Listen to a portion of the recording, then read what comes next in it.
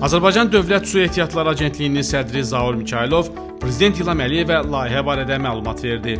Layihəyə əsasən Azərbaycanın hüdudlarında formalaşan Həkəri çayı üzərində ümumi tutumu 100 milyon kubmetr, faydalı həcmi isə 90 milyon kubmetr olan su anbarının yaradılması nəzərdə tutulur.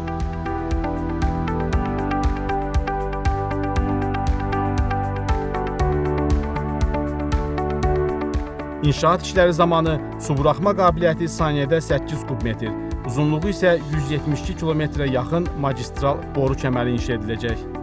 Bu infrastrukturun Laçın, Qubadlı, Zəngilan, Cəbrayıl, Füzuli, Xocavənd və Ağdam rayonları üzrə təqribən 700 min nəfərin saniyədə 2,5 kubmetr həcmində keyfiyyətli içməli su ilə təmin etmək potensialı olacaq.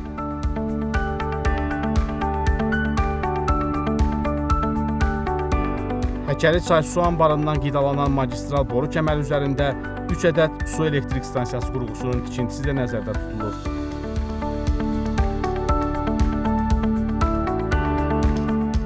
Həkəri çay su anbarı əhalinin keyfiyyətli içməli su ilə təmin olunması, eyni zamanda işğaldan azad edilmiş ərazilərimizin su ehtiyatlarının səmərəli idarə olunması və dayanıqlı su təminatının yaradılması, bölgənin, habelə ölkəmizin digər iri şəhərlərinin içməli su təchizatının yaxşılaşdırılması və regionların sosial-iqtisadi inkişafının dəstəklənməsində mühüm rol oynayacaq.